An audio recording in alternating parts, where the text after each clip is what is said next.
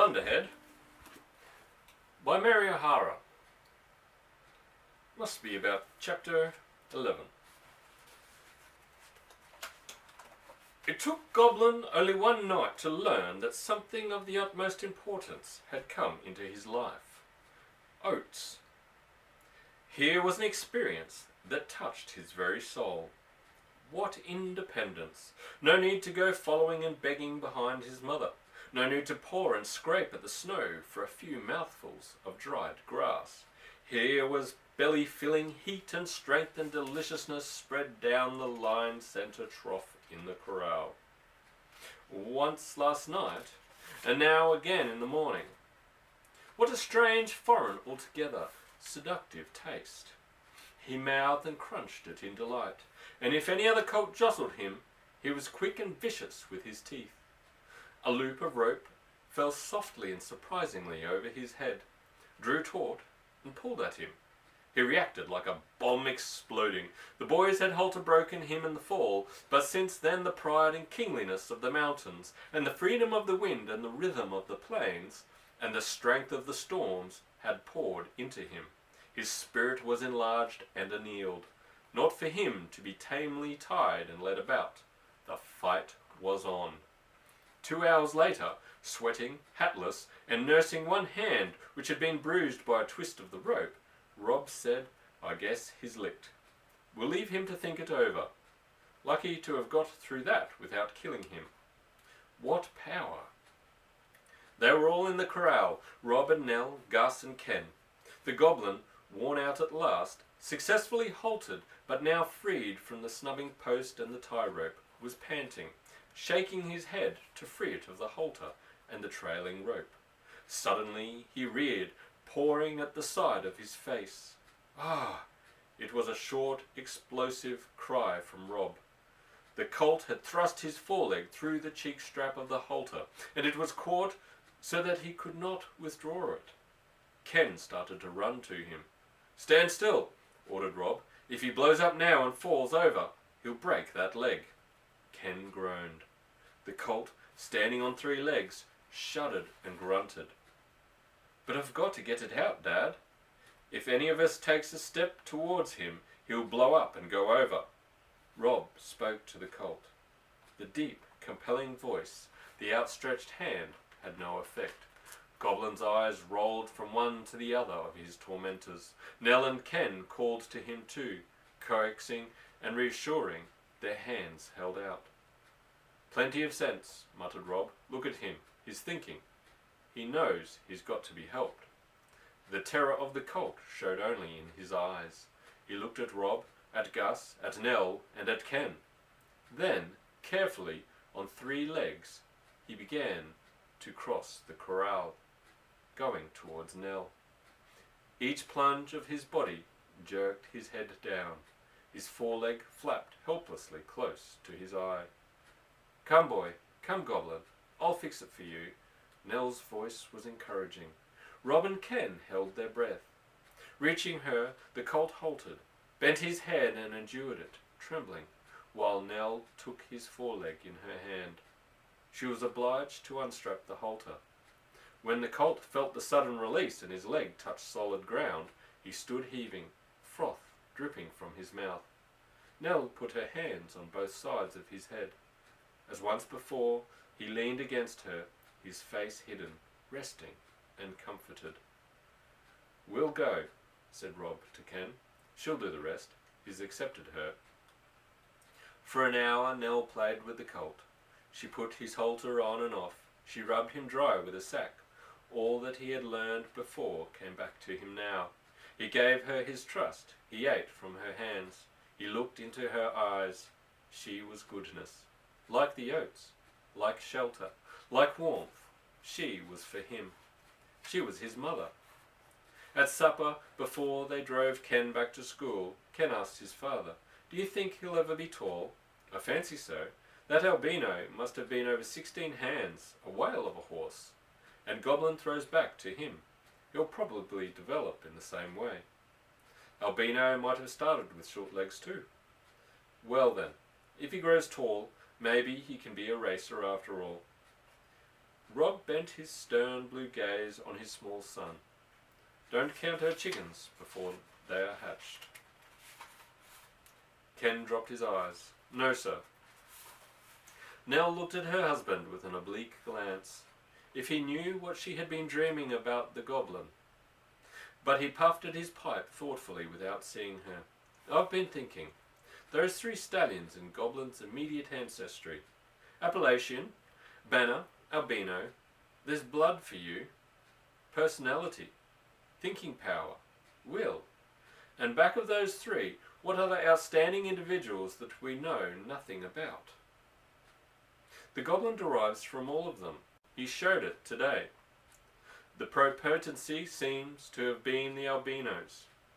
He outweighs all the others, in colour and type at least. Heredity is a fascinating mystery.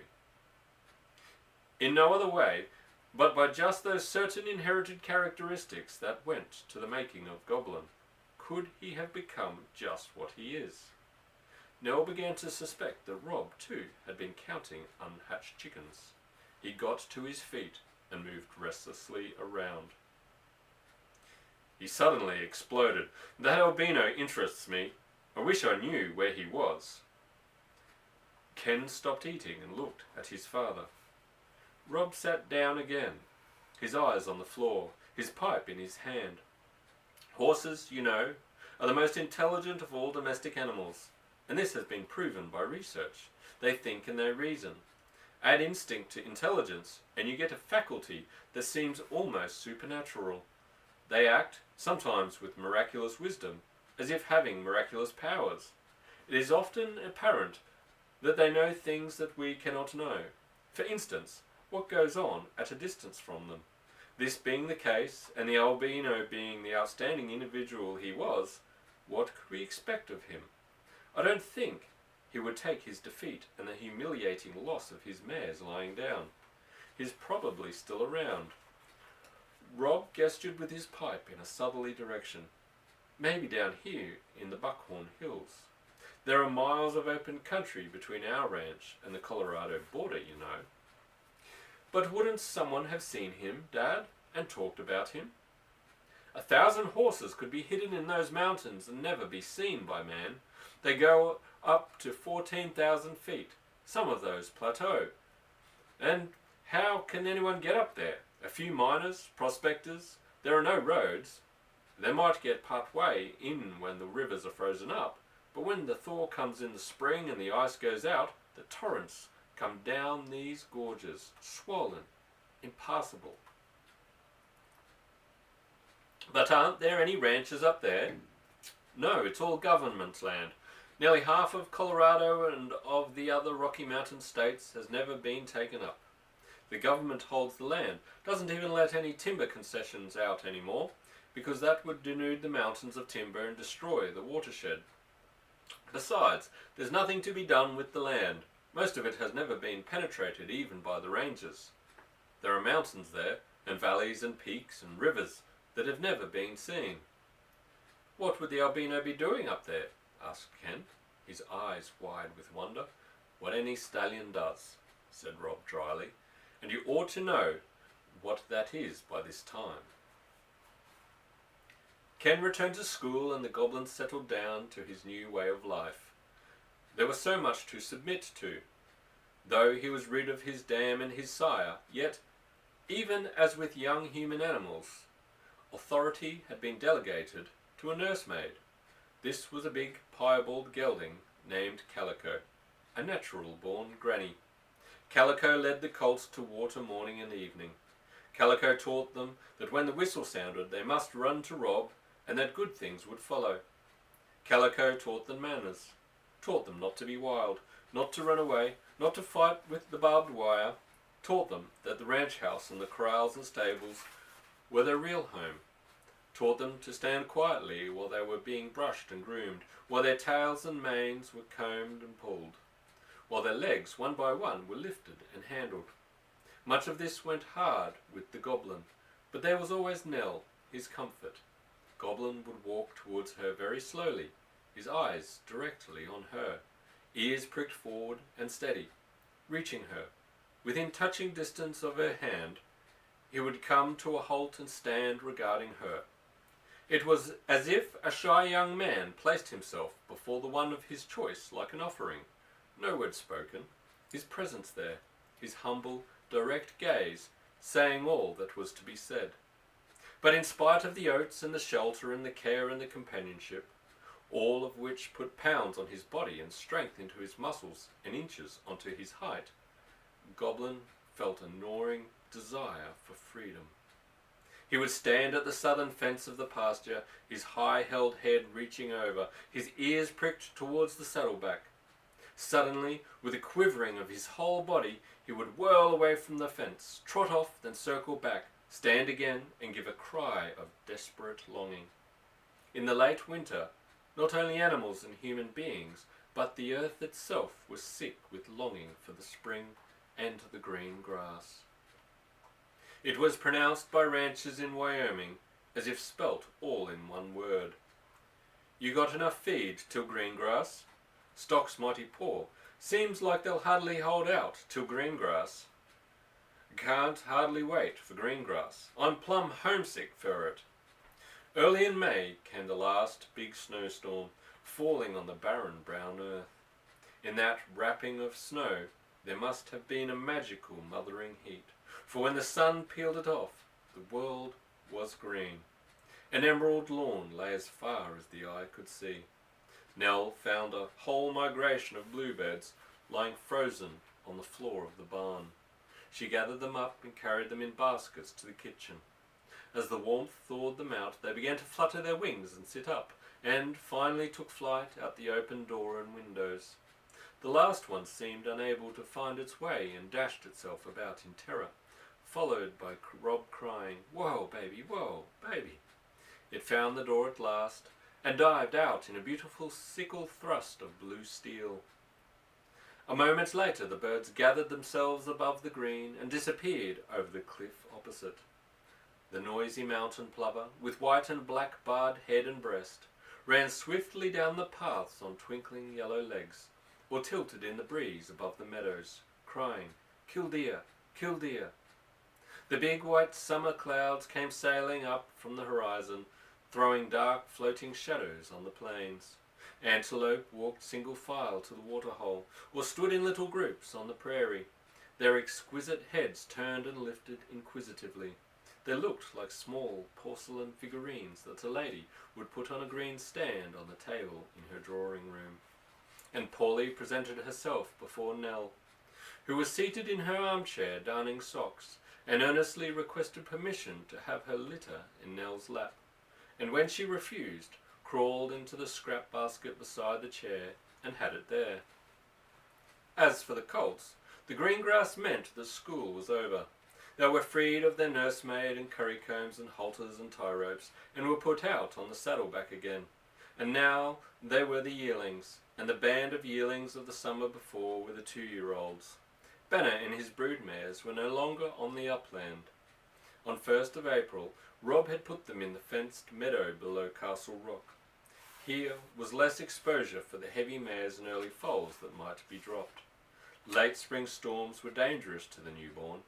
Besides, with breeding season approaching, Banner would have his eye out for new mares.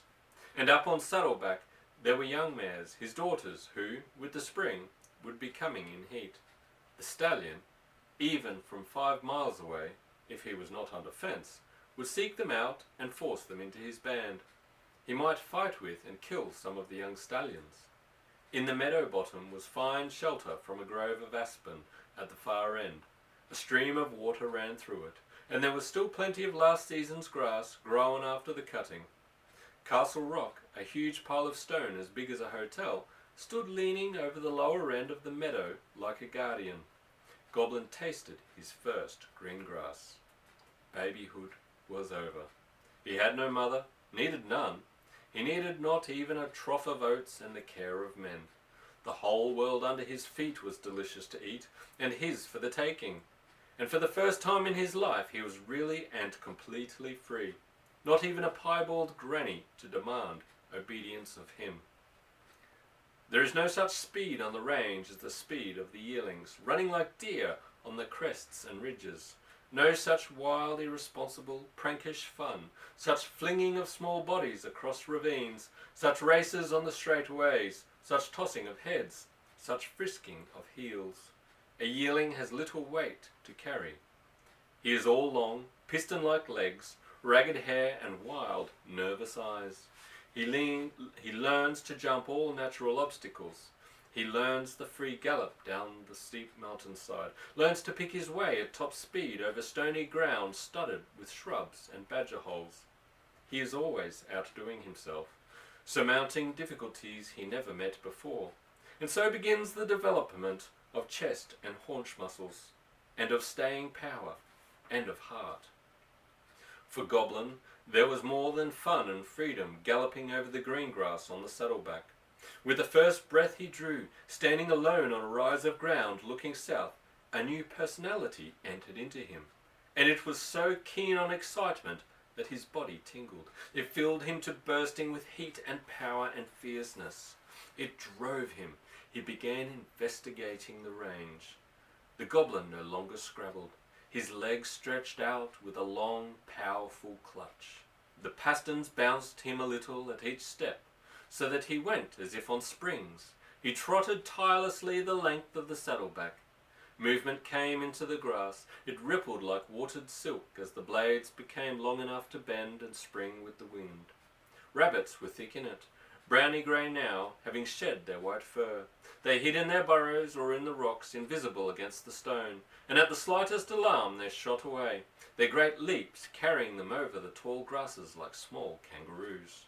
Goblin climbed the peaks to stand as Banner had so often stood, his nostrils tremulous for every scent that came, his ears so alertly pricked that they caught sounds from miles away. Facing the ranch, as Banner was wont to do, the same quivering ran through Goblin at the sight and the scent of it. It was Nell, the remembrance of her hands touching him, gently untangling the strap from his foreleg, quieting him with her voice. Then, when it was all over, the way he had rested, his face hidden against her, shutting out the confusion and fear, the way her being there, holding him, had, for the moment, ended all his striving and violence. Nell and the oats. Nell and the oats and the ranch and the hay-mangers where he had found shelter and food in the winter storms. His heart had been won. Half his heart. The other half. His quivering ceased. He turned away and searched the plains and the high mountains to the south. His nostrils flared, tremulous for wind messages from Colorado, from the jagged peaks of the Buckhorn Hills, from the high plateaus that lay beyond them. He dropped his head and pawed the earth. He began to circle with his nose low, snaking along the ground. He broke out of the circle and climbed again, to the highest peak upon which Banner used to stand, with a little white foal standing below him, looking up. He faced the ranch, and immediately the trembling began. A long cry reached him, faint with the distance. Just Rob shouting to Gus, then a barking dog. But the sounds went shuddering through him, making him plunge and prance as if about to rush down the hill. Then with a grunt and sudden twist of his body, he turned again. The air today was so crystal clear that the Buckhorn Hills, etching their fantastic outlines against the deep blue of the sky, displayed a variety of rugged detail. The soft breeze came, sweet and wild and perfumed, and strange. It was all strange and incomprehensible. The fierce desire within him to leave the ranch that he loved and seek out those far and unknown places. But it happens sometimes, even to human beings, that they are propelled in the direction of their destiny without conscious understanding of what is happening. Something called to Goblin. He answered with a loud neigh, and flung himself down the slope. Levelling off, he fell into his long, springing trot, his head high, his nose pointing up, taking the way towards the open country and the Buckhorn Hills. That's the end of chapter 11. Good night.